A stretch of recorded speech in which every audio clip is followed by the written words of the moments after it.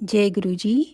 मोक्षदायक पुण्य क्षेत्रों का वर्णन, काल विशेष में विभिन्न नदियों के जल में स्नान के उत्तम फल का निर्देश तथा तीर्थों में पाप से बचे रहने की चेतावनी।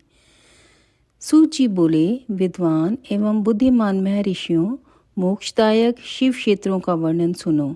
तत्पश्चात मैं लोक रक्षा के लिए शिव संबंधी आगमों का वर्णन करूँगा। पर्वत, वन और काननों सहित इस पृथ्वी का विस्तार 50 करोड़ योजन है।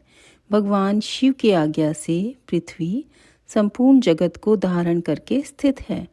भगवान शिव ने भूतल पर विभिन्न स्थानों में वहाँ के निवासियों को कृपा पूर्वक मोक्ष देने के लिए शिव क्षेत्र का निर्माण किया है। कुछ क्षेत्र ऐसे हैं जिन्हें देवताओं तथा ऋषियों ने अपना वास स्थान बनाकर अनुग्रहित किया है, इसलिए उनमें तीर्थत्व प्रकट हो गया है। तथा अन्य बहुत से तीर्थ क्षेत्र ऐसे हैं जो लोगों की रक्षा के लिए स्वयं प्रादुर्भूत हुए हैं। तीर्थ और क्षेत्र में जाने पर मनुष्य को सदा स्नान, दान और जप आदि करना चाहिए, अन्यथा वह रोग, दरिद्रता तथा मूर्खता आदि दोषों का भागी होता है। जो मनुष्य इस भारतवर्ष के भीतर मृत्यु को प्राप्त होता है, वह अपने पुण्य के फल से ब्रह्मलोक में वास करके पुण्य क्षय के पश्चात पुनः मनुष्य योनि में ही जन्म लेता है। पापी मनुष्य पाप करके दुर्गति में ही पड़ता है। ब्राह्मणों, पुण्य क्षेत्र में पाप कर्म किया जाए तो वह और भी दृढ़ हो जाता है। अतः पुण्य क्षेत्र में निवास करते समय सूक्ष्म से सूक्ष्म अथवा थोड़ा सा भी पाप ना करें। सिंधु और शतद्रु सतलज नदी के तट पर बहुत से पुण्य क्षेत्र हैं। सरस्वती नदी परम पवित्र और 60 मुख वाली कही गई है, अर्थात उसकी 60 धाराएं हैं। विद्वान पुरुष सरस्वती के उन धाराओं के तट पर निवास करे तो वह क्रमशः ब्रह्म पद को पा लेता है। हिमालय पर्वत से निकली हुई पुण्य सलिला गंगा 100 मुख वाली नदी है। उसके तट पर काशी, प्रयाग आदि अनेक पुण्य क्षेत्र हैं। वहाँ मकर राशि के सूर्य होने पर गंगा की तटभूमि पहले से भी अधिक प्रशस्त एवं पुण्यदायक हो जाती है। सोनभद्र नद की 10 धाराएं हैं। वह बृहस्पति के मकर राशि में आने पर अत्यंत पवित्र और अभिष्ट फल देने वाला हो जाता है। उस समय वहाँ स्नान और उपवास करने से विनायक पद की प्राप्ति होती है। पुण्य सलिला महानदी नर्मदा के 24 मुख स्रोत हैं। उसमें स्नान तथा उसके तट पर निवास करने से मनुष्य को वैष्णव पद की प्राप्ति होती है। तमसा के 12 तथा रेवा के 10 मुख हैं। परम पुण्यमयी गोदावरी के 21 मुख बताए गए हैं। वह ब्रह्म हत्या तथा गोवध के पाप का भी नाश करने वाली एवं रुद्रलोक देने वाली है। कृष्णवेदी नदी का जल बड़ा पवित्र है। वह नदी समस्त पापों का नाश करने वाली है। उसके 18 मुख बताए गए हैं तथा वह विष्णु लोक प्रदान करने वाली है। तुंगभद्रा के 10 मुख हैं। वह ब्रह्मलोक देने वाली है। पुण्य सलीला सुवर्ण मुखरी के 9 मुख कहे गए हैं। ब्रह्मलोक से लौटे हुए जीव उसी के तट पर जन्म लेते हैं। सरस्वती नदी, पंपा सरोवर, कन्याकुमारी अंतरीप तथा शुभकारक श्वेत नदी, ये सभी पुण्य क्षेत्र हैं।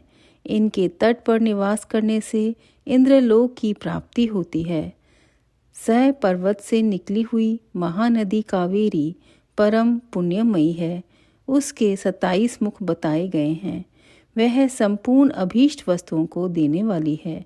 उसके तट स्वर्गलोक की प्राप्ति कराने वाले तथा ब्रह्मा और विष्णु का पद लेने वाले हैं।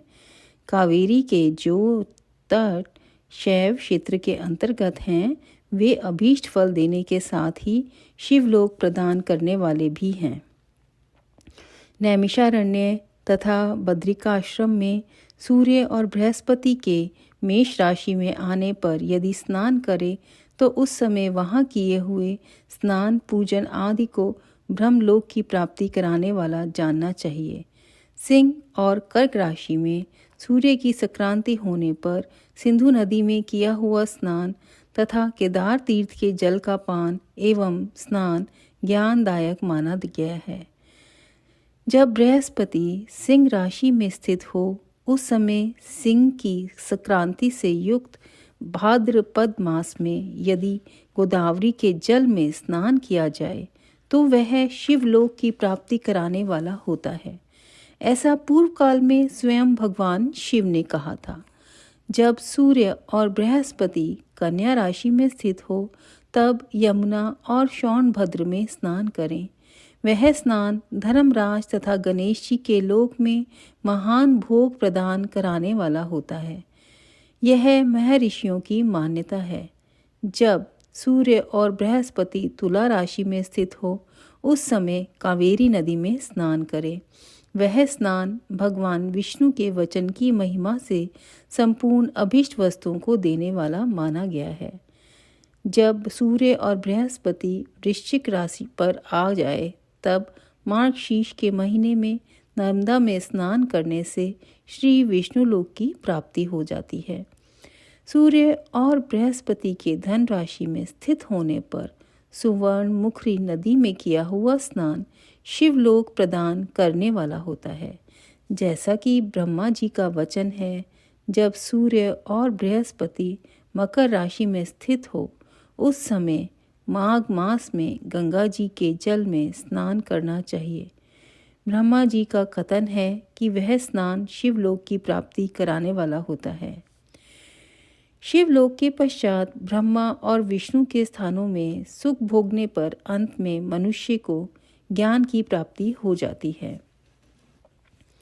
माघ मास में तथा सूर्य के कुंभ राशि में स्थित होने पर फागुन मास में गंगा जी के तट पर किया हुआ श्राद्ध, पिंडदान अथवा तिलोकदान पिता और नाना दोनों कुलों के पितरों की अनेक पीढ़ियों का उद्धार करने वाला माना गया है।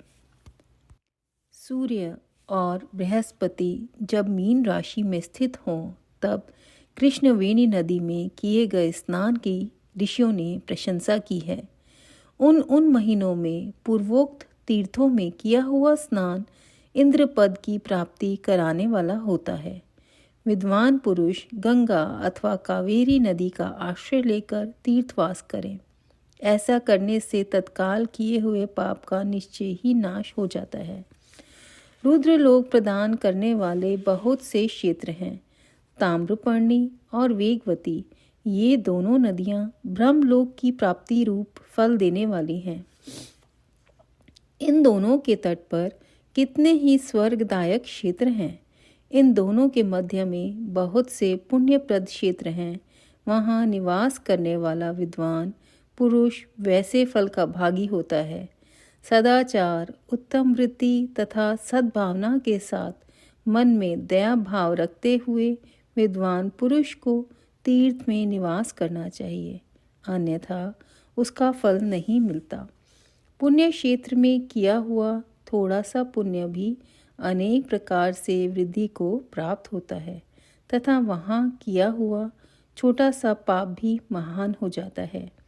यदि पुण्य क्षेत्र में रहकर ही जीवन बिताने का निश्चय हो तो उस पुण्य संकल्प से उसका पहले का सारा पाप तत्काल नष्ट हो जाएगा, क्योंकि पुण्य को ऐश्वर्यदायक कहा गया है।